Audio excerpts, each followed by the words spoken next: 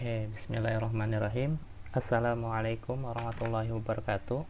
Perkenalkan, nama saya Asep Sutisna. Saya dari kelas ER58 dengan NPM 2021 4350 2510. Pada kesempatan kali ini, saya akan menjelaskan bagaimana cara instalasi Linux di VirtualBox. Lalu saya menggunakan Windows 10 ya. Untuk sebelum instalasi, hal yang perlu kita perhatikan, syarat yang perlu kita perlukan sebelum install adalah yang pertama, pastikan internet kita lancar dan kuota kita tersedia ya. Karena syarat ini dibutuhkan ketika kita menginstal VirtualBox. Dan yang kedua, menginstal file ISO-nya. Dan di sini kita menggunakan Pop! OS distronya ya. Lalu syarat berikutnya yaitu mengaktifkan virtualisasi di Windows kita. Bagi pengguna Windows itu harus diaktifkan. Karena nanti jika tidak diaktifkan kita sulit menjalankannya. Tidak bisa dijalankan. Nanti kita akan cek ya bagaimana ketika tidak diaktifkan dan ketika diaktifkan. Itu akan beda karena akan gagal di situ. Lalu berikutnya yaitu spesifikasi laptopnya. Diusahakan standar ya. Standar itu ya minimal 4 GB RAM-nya. Lalu tersedia hard disk minimal ya 12 GB. Seperti itu.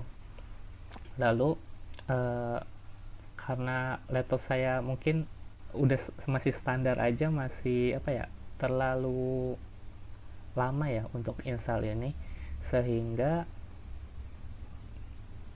untuk menginstal Linux di VirtualBox ini saya mengalami banyak kegagalan seharian tuh instalisasi. Akhirnya alhamdulillah pada akhirnya bisa juga, walaupun prosesnya panjang sekali. Ketika saya akan untuk melakukannya kembali sepertinya agak kerepotan nantinya. Maka dari itu saya membuat sebuah cara bagaimana tetap bisa memberikan cara instalasinya dengan membuat sebuah artikel. Alhamdulillah ketika saya mengalami kegagalan itu, saya screenshot satu persatu untuk cara instalisasinya. Yaitu saya membuat artikel di blog saya, yaitu di Medium. Kita tampilkan ya. Nah, ini adalah website saya. Nanti saya cantumkan linknya, yaitu di sutisnaasep323 medium.com. Langsung saja ya untuk instalasinya. Yaitu yang pertama yang perlu kita perhatikan adalah mendownload VirtualBox-nya untuk menginstal Linux kita. Karena kita menggunakan Windows, maka kita klik Windows Host di sini. Kalian bisa cari aja VirtualBox di Google. Kalau tidak mau bisa langsung klik ini ya, link ini. Lalu jika sudah klik yang sesuai PC kita, laptop kita, jika kita menggunakan Windows, klik ini, lalu akan tampil downloadnya ya. Jadi ini ada 108 MB, 106 MB. Nah, nanti akan muncul seperti ini. Lalu ini pastikan internet kuota kalian cukup. Lalu setelah download, maka install seperti biasa kita menginstal aplikasi di PC, di laptop kita. Secara umum kita klik next saja. Lalu yang kedua yaitu mendownload ISO Pop! OS-nya. Bisa dicari di Google ISO Pop! OS, tampilannya seperti ini. Kalau tidak, saya juga cantumkan linknya di sini nih. Nah, kita klik download di sini yang warna biru. Lalu nanti ada pop up, yaitu yang atas ya, kita klik yang atas, yang LTS. lalu nanti akan muncul tombol downloadnya. Dari sini ada 2,4 giga. Maka dari itu pastikan kuota dan internetnya lancar dan kita tunggu sampai selesai. Jika sudah selesai, maka kita buka VirtualBox-nya yang sudah kita download dan sudah kita install di PC kita, di laptop kita. Nah, tampilannya seperti ini, tampilan awalnya. Lalu kita untuk membuat Linux-nya, kita klik New, yaitu gambar matahari berwarna biru. Nah, setelah itu akan tampil seperti ini. Kita buat nama mesinnya. Dari sini kita kasih nama Pop OS, lalu foldernya di sini kita simpan di sini, lalu ISO image-nya karena saya filenya ada di folder download, maka kita cari di download ini. Kalau sobat atau kalian disimpan di mana, maka cari filenya di situ. Lalu kita klik next. Lalu di sini ada pengaturan RAM. Di sini secara default dikasih 2 GB, nanti bisa disesuaikan sesuai keinginan kita. Kita klik next, lalu sama harddisknya juga. Di sini awalnya 25 GB, nanti disesuaikan saja. Kalau saya langsung saja next. Lalu di sini ada summary yang kita install Linux kita dengan nama tersebut, RAM-nya, harddisknya. Jika sudah, klik finish. Nah, akan tampil tampilan seperti ini. Selanjutnya kita klik start yang berwarna hijau ya, start hijau. Nah, lalu akan muncul navigasi seperti ini. Nah, ini ada powering VM up 0% ya. Ini tunggu sampai 100%. Nah, ketika tunggu 100%, coba lihat berhasil atau tidak. Kalau berhasil, alhamdulillah. Tapi kalau tidak, seperti ini, error seperti ini, apa yang terjadi? Ini disebabkan karena virtualisasinya di Windows kita belum kita enable, belum kita on kan. Saya juga sempat bingung ini, kenapa ini? Salahnya di mana? Ketika saya search, oh ternyata virtualnya belum di on kan. Maka saya coba lihat, ternyata benar. Nah, ini adalah screenshot BIOS saya. Maka kalau sobat seperti ini juga, maka restart PC atau laptopnya, lalu masuk ke BIOS, cari virtualisasinya.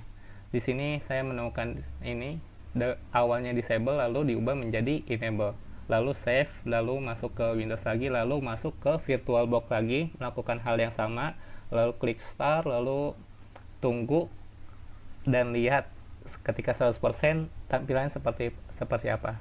Harusnya seperti ini tampilannya.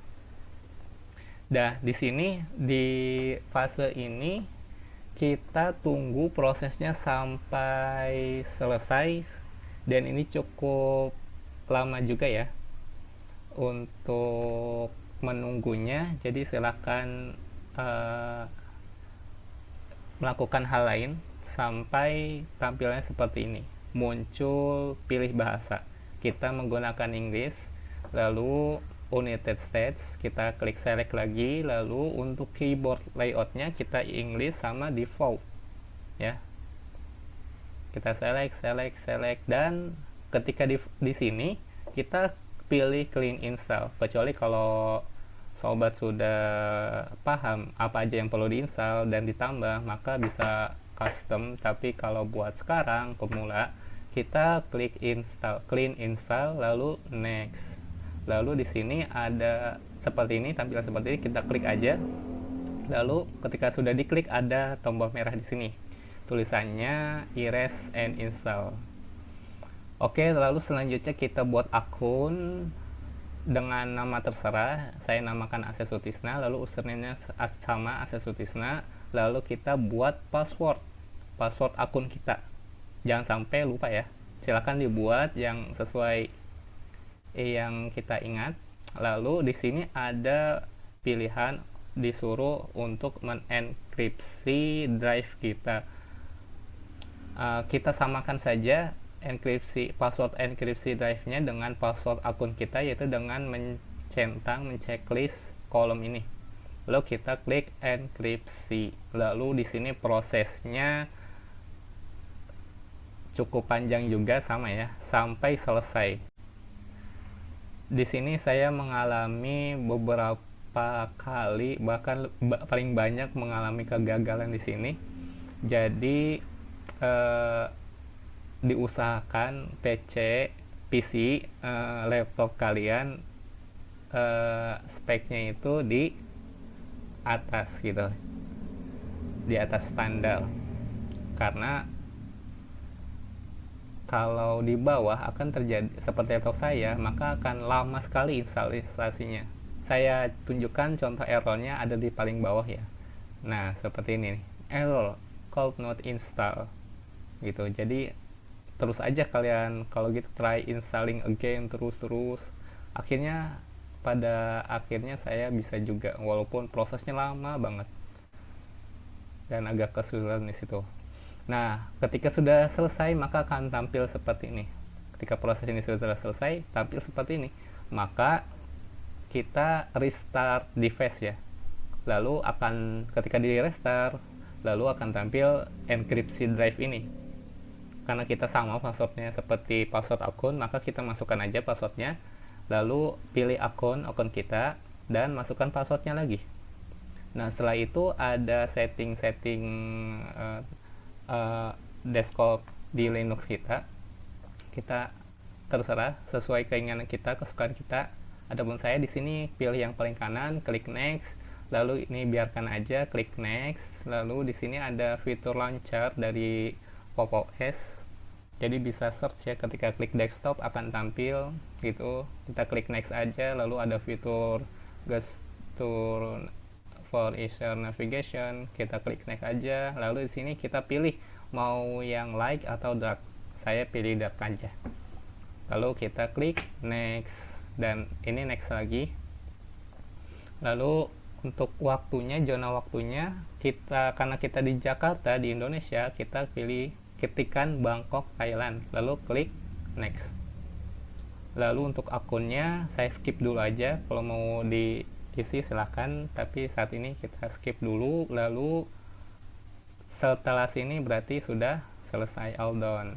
Nah, proses instalasi Linux seperti itu cukup simpel ya. Tapi walaupun simpel, ternyata banyak rintangannya di situ, terutama di laptop saya. Nah, selanjutnya kita akan beralih ke manajemen file dan folder.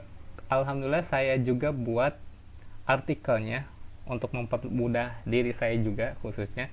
Di sini ada perintah-perintah yang perlu kita pahami untuk mengetikkan di terminal, yaitu ada mkdir, make directory, ada list, ada cd, ada pwd, ada touch, ada move, ada cp, ada rm, dan ada permission nanti.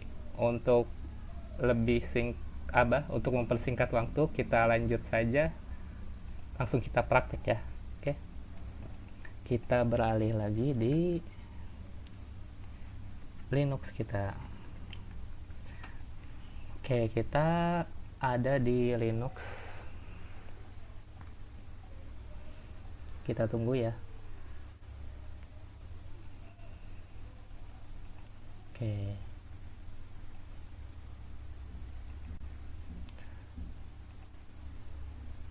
Ini kita ke bawah aja, cari terminal ya.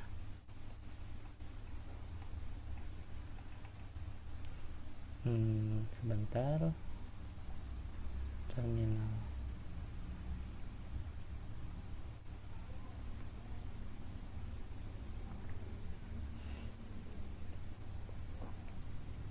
Terminalnya nggak bisa diklik. Loading ya sebenarnya. Kita tunggu. Ini sedang loading karena belum bisa diklik.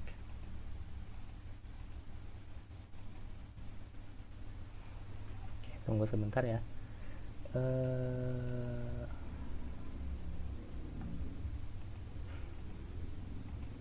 Nggak bisa diklik.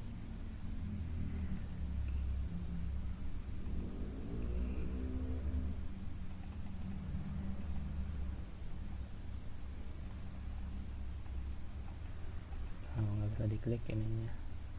Oke, kita tunggu.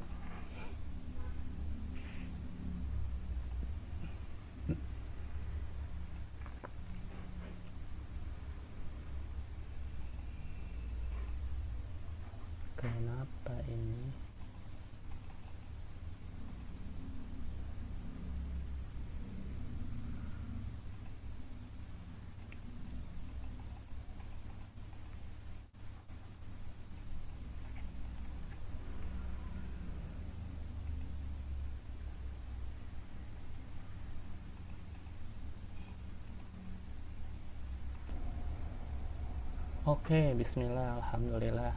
Maaf, eh, baru bisa lagi. Tadi saya coba restart, close, lalu masuk lagi eh, di VirtualBox-nya. Lalu coba kita langsung aja. Ini yang pertama kita cek dulu ls itu untuk menampilkan direktorinya ada apa aja. Di sini ada banyak ya, ada desktop, dokumen, file, folder-foldernya ada banyak. Lalu kita coba masuk ke dokumen dengan kata kunci cd, change directory, dokumen. Nah, kita ls coba tampilkan, ternyata gak ada filenya, maka kita buat folder, coba asep. Lalu kita buat lagi album. Lalu kita tampilkan list, ada album dan ada asep. Coba kita lihat di folder dokumen ada album dan ada asep tampil ya, berarti betul kata kuncinya. Oke, ada ls, ada cd, ada macdir itu. Lalu selanjutnya kita buat file, yaitu dengan kata kunci touch. Kita buat latihan dengan nama file latihan. Coba kita lihat. Nah, ada ya latihan ya. Dan kita juga bisa buat beberapa file dengan spasi ya, latihan 1, latihan 2, latihan 3. Jadi nanti ada 3 file nih yang setelah kita buat. Nah, ada latihan 2, latihan 3. Nah, itu dengan kata kunci touch. Lalu coba kita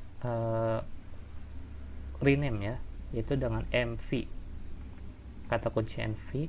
Nih, latihan ini saya akan mengganti menjadi latihan 1. TLS, lihat sudah di rename ya, tadi latihan doang jadi latihan 1. Lalu mv ini bukan hanya sebatas merename, tapi juga memindahkan file. Misalkan saya akan memindahkan latihan 3 ke folder asep. Nah, sekarang latihan 3 berpindah ya, nggak ada ya. Coba kita cek di latihan 3 apakah ada. Oh, di folder asep ada ya, seperti itu. Lalu selanjutnya kita copy, coba latihan 2, copy itu cp ya, latihan 2 jadi latihan 3. Kita ls lagi, ternyata ada ya. Nah, seperti itu. Kita juga bisa merubah nama, misalkan merubah nama folder album menjadi foto. Lihat, sama ya. Oh, jadi foto. Lalu coba kita sekarang remove itu rm, lalu kita hapus latihan 3, maka latihan 3 hilang. Oke, coba kita hapus folder rm foto. Lihat, kenapa tidak bisa? Karena untuk menghapus folder itu atau directory itu kita menggunakan kata kunci rf foto, maka akan hilang. Jadi tambahin rf ya. Oke. Nah, selanjutnya kita satu lagi ya, pwd itu untuk mengecek kita ada di lokasi mana. Itu ada di asep, ada di home, asep Sutisna, dan dokumen, seperti itu.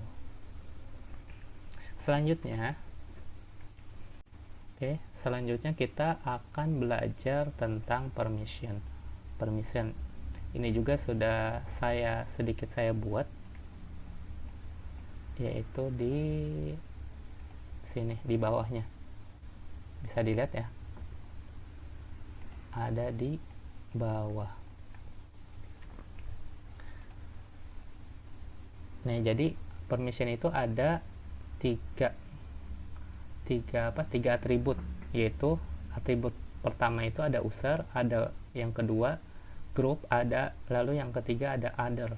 User itu kita sebagai pemilik filenya, lalu group itu siapa aja yang bisa akses tersebut, kita bisa dilihat di 3 digit kedua ya kan, 3 digit pertama, 3 digit kedua, lalu 3 digit ketiga itu ada others, yaitu pihak semua user gitu, selain dari user, pemilik, dan grup atau grup timnya gitu. Lalu untuk digit pertama itu kalau minus, kalau strip doang itu berarti menunjukkan bahwa itu file. Kalau D, directory, menunjukkan D, directory. Dan ini RWX ini menunjukkan R itu read, W itu write, dan X itu execute gitu. Jadi ini singkatan ya, singkatan. Read itu membaca, jadi bisa dibaca, lalu write itu berarti bisa ditulis, bisa diubah, bisa diganti segala macam. Lalu X itu bisa dijalankan apa enggak oleh masing-masing atribut ini. Ada user, ada group, dan ada other gitu. Lalu ternyata RWX ini mempunyai nilai juga. R itu direpresentasikan dengan nilai 4, W ini 2, X ini 1. Jadi kalau kita total, RWX itu sama dengan 7. Jadi setiap atribut itu bisa mempunyai nilai 777. Nah, untuk mengatur siapa yang bisa read aja atau read sama write dan cuman read doang, nah itu diatur dengan angka-angka ini. Jadi kita harus sedikit menghafal lah. Contohnya nih, misalkan langsung saja ya kita ke prakteknya. Oke. Ini untuk mengganti permission yaitu dengan chmod. Oke. Kita tampilkan dulu. Untuk menampilkan lebih detail, kita menggunakan ls strip L. Nah, lihat. Ini ada D digit pertama, lalu ini ada strip digit pertamanya. Ini menunjukkan D itu directory atau folder, bahwa ini tuh folder. Oke, nih folder bernama asep. Lalu strip ini file. Nih dua ini file. Nah, lihat, ini ada RWX, R strip X. Jadi artinya semuanya bisa membaca, menulis, dan menjalankan, kecuali yang other ini dia nggak bisa menulis, cuman bisa membaca dan sama menjalankan. Untuk yang kedua ini RW strip, berarti yang user pemilik cuman bisa membaca, menulis, nggak bisa menjalankan, dan seterusnya seperti itu. Oke. Nah, coba kita rubah nih directory ini, permissionnya hanya kita aja, chmod. Nah, jadi yang punya akses semuanya cuman user aja, sisanya nggak bisa apapun. Jadi nanti D, RWX, sisanya strip semua. Coba kita lihat. Nah, maksud saya sini, seperti ini. D, RWX, sisanya strip semua. Berarti memberikan tidak memberikan akses kepada yang lainnya. Ini masih seperti ini ya. Nah, tapi kalau misalkan kita juga cuman bisa read doang, ini misalkan kita ganti chmod jadi cuman read doang. Read itu kan 4 ya. 4, 0. Semua juga bisa read, atau gini dulu. Cuman kita aja. Maka cuman DR doang, WX nya hilang karena kita cuman bisa read, jadi dikunci gitu. Nah, untuk membuka kuncinya kita perlu password. Coba lihat. Nah, terkunci, tadi kan terbuka ya. Nah, sekarang itu dikunci karena ditutup aksesnya. Nah, untuk membukanya kita perlu password seperti itu, password akun kita ya, user akun kita. Nah, nggak bisa jadinya. Itu. Begitu juga dengan file juga sama, chmod kita akan memberikan akses buat kita itu user itu 7, lalu grup sama timnya itu cuman bisa write 744, berarti kan latihan 1. kita lihat permisinya pasti sudah berubah. No, kita bisa semua RWX, sisanya R semua, seperti itu. Jadi permission ini sesuai kebutuhan kita ya. Kita ingin memberikan akses kepada siapa aja, lalu permissionnya bagaimana, diizinkan atau enggak gitu. Jadi kita sesuaikan dengan kebutuhan kita, seperti itu. Dan ini sudah saya buat artikelnya, sederhana ya, nanti bisa dibaca seperti ini. Nah, dan ini juga saya mengambil referensi dari website ini, bisa dilihat ya, ini bagus. Nah, ini untuk lebih memahami lebih detail maksud dari angka-angka ini. Nah, bisa dibaca aja, tapi secara umum sudah saya jelaskan ya bagaimana cara mengaturnya, seperti itu. Insyaallah demikian yang dapat saya sampaikan, kurang lebihnya mohon maaf. Assalamualaikum warahmatullahi wabarakatuh.